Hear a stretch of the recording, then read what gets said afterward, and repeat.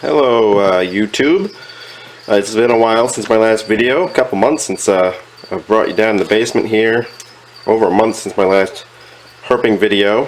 It is late November, so don't expect a lot of the herping videos, but there's no reason for me not to keep filming the basement critters.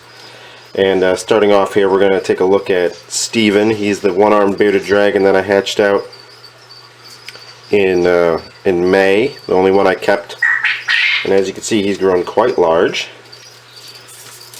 and despite his missing arm, he gets around quite well. I'm very happy with this guy. He rundowns crickets as fast as any four-legged dragon. So yeah, he's doing good, growing fast. And he's a handsome fella. Might as well check out Beans over here. Beans is my female red bearded dragon.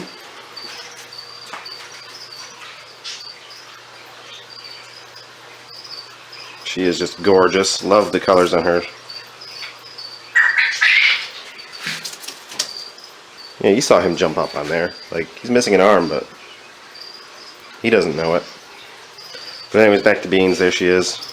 Looking good. Nice and red. Legs are shedding. And she's grown quite a bit too since I got her in October.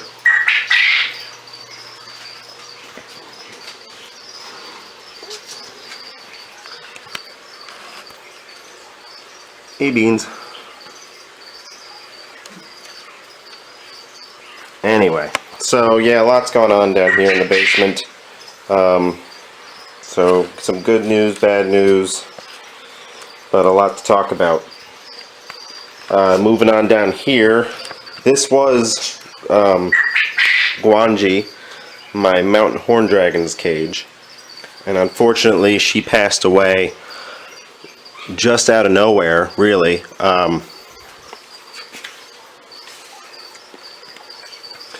She was doing fine one day and then died the next day. I don't know how old she was, so I guess I'll chalk it up to old age, but I hate always using that as an excuse because I really don't know for sure. But, you know, the only way to find out would be to do like a necropsy. But yeah, I do think it could have been egg binding too, I suppose. She did lay eggs last year. But, yeah, so I was really sad about that. That really brought me down a few notches. I did end up replacing her with another horned dragon. Not the same species, because she is she was Acanthosora capra. This one is, I want to say Acanthosora lepidogastr or something like that. I'd have to look it up to be 100% sure. He's a little bit younger. So he's smaller, a little friendlier. I mean, not friendlier. That's what I wanted to say. He's probably going to try to bite me if I try to grab him. But there he is. I don't know if you could see him.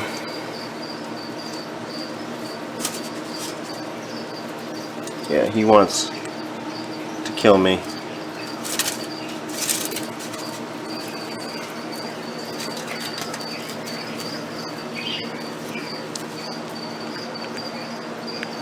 Alright, bear with me for a second.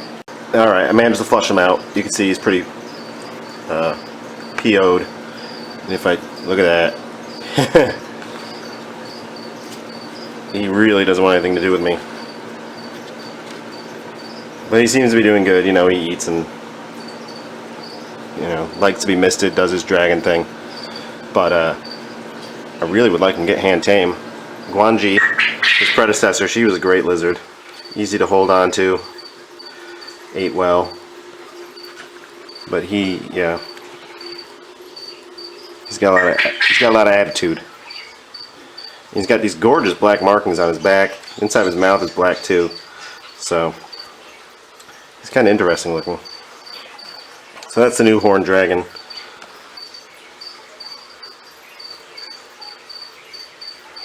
And we'll leave him alone because he's clearly not in the mood.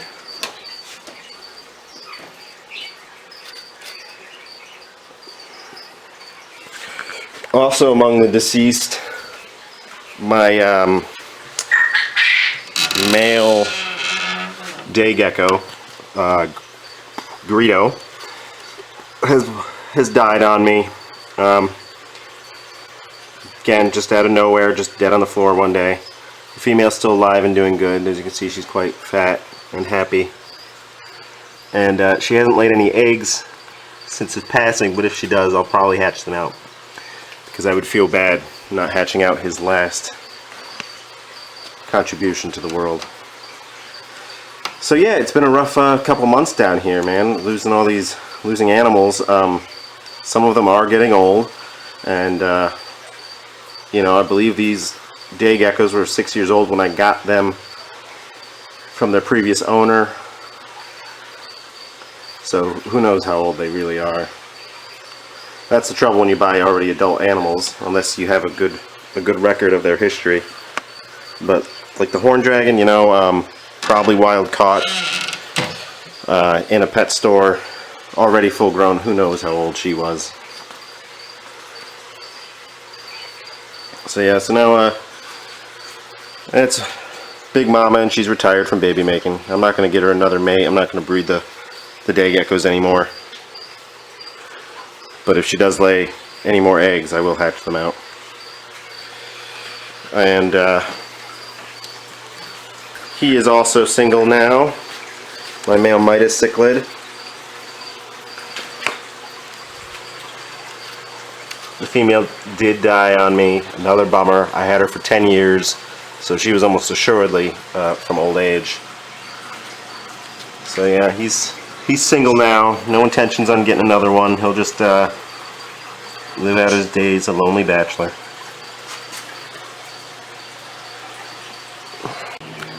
Moving on to something a bit more positive. My fire-belly toads, I gave them a new setup. It's this, I think this is a 20-gallon tank, 20-gallon tall. Pothos is taking off really well in it, but somebody gave me this Exoterra waterfall thing. No, not Exoterra. Tetra. It's by Tetra. Waterfall thing. So I put them in there with that, and they love it. I think it looks awesome. Take the lid off and take a peek inside. So yeah, the plant is growing really well. I just got it directly in the water.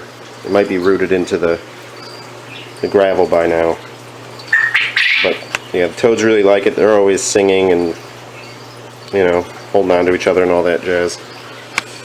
And plexus. And yeah, they're doing good.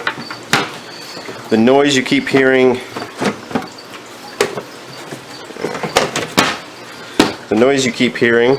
would be some other new animals. These are button quail. The male is very vocal. The male is the white one.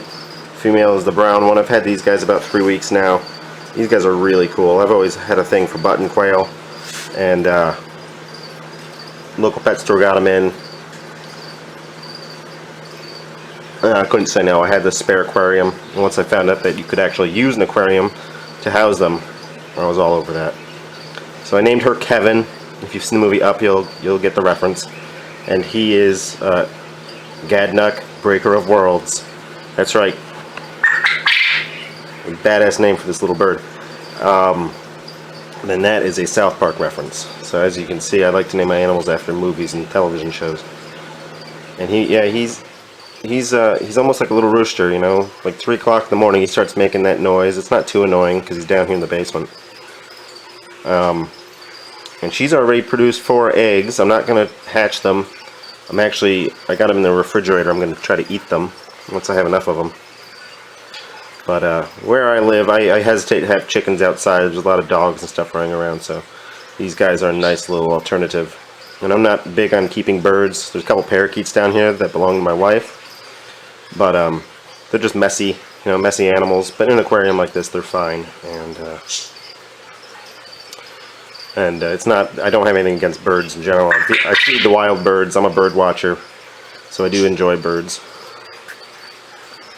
I just don't care to have them as pets, but I make exceptions for little birds like this. I like game birds and ducks and pheasants, things like that. But yeah, they're not particularly hand tame.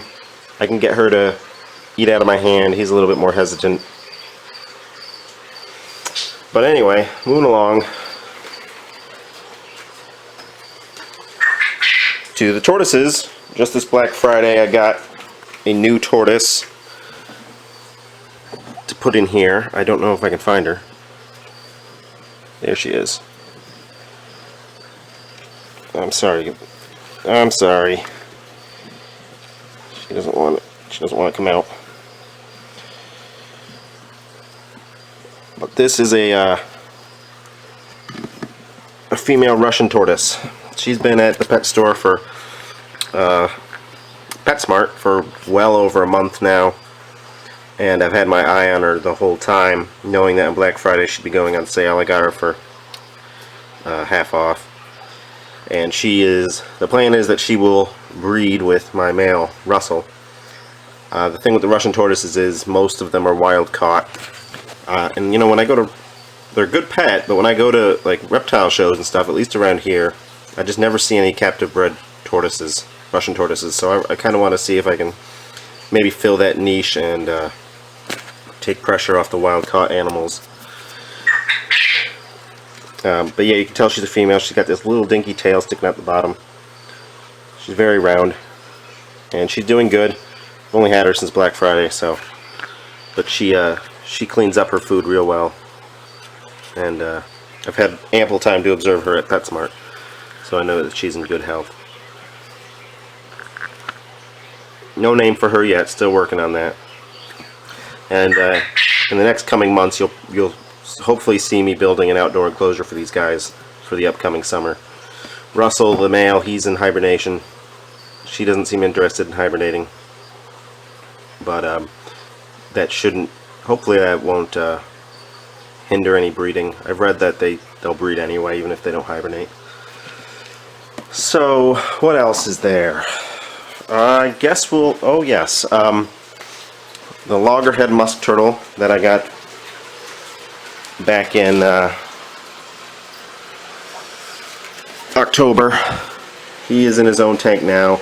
As you can see, it is filled with this cyanobacteria, blue-green algae. It's the lights, an effect of the lights, the UVB and heat light. And he's in the old tank that the firebelly toads used to be in. This is a 29-gallon. I did want to keep him with my musk turtle, or I mean my mud turtle, Gamera.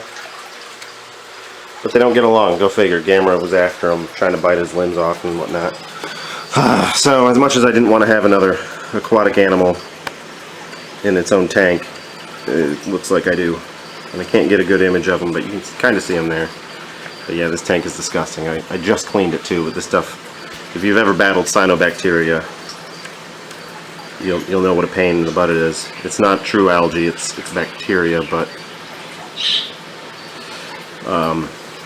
so you know your fish won't eat it or anything like that. So basically I just got to cut down the light. I cut it down every so often. I'll take a half hour off the timer or an hour off the timer and see what that does. Yeah, I guess that's about it. Everybody else is doing good. There's old Raph looking for something to eat. Bull snake's doing good. She's eating well. Still kind of ornery. I did go ahead and name her Priscilla. I don't know. I guess we can't get a good shot of her.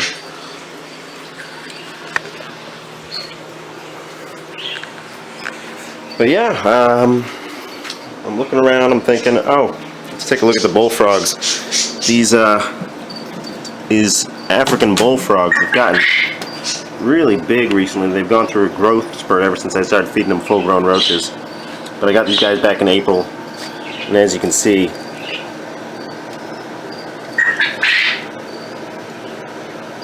if I can get him, yeah, he's grown quite a bit. And they're constantly crapping in their water. I see that needs to be changed now, but it gets changed usually more than once a day, depending on how often they poop in it. So yeah, there's the bullfrogs. I still don't have names for these bullfrogs.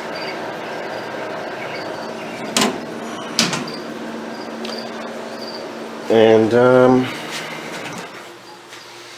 yeah, I guess that about does it, folks. There's Beans again. Oh, Rita's out. Let's take a look at her. Look at her. Stretching across her tank.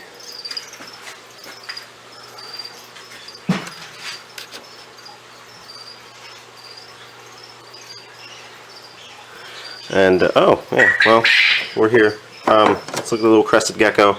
I also got him at the expo in October. He's doing good, shedding. He was in a tank, but he seemed to be having a hard time finding his food, so I moved him into this critter keeper.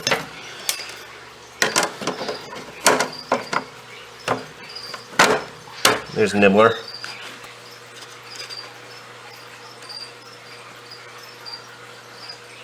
My little hamster. Got him last Black Friday, so he is, I've had him for about exactly a year now.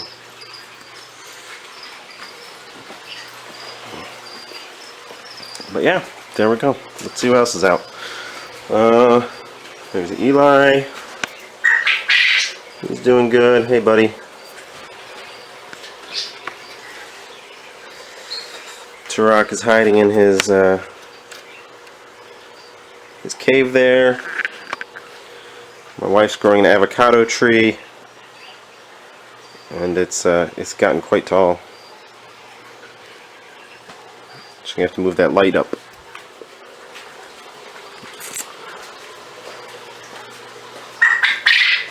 And there's the rabbit.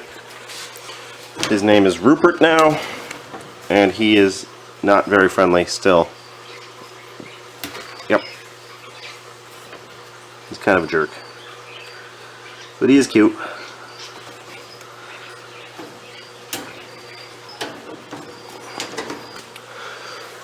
Alright folks, that about does it. I'll leave you here with a shot of Reptilicus. He's always curious about what's going on, peeking out of his house.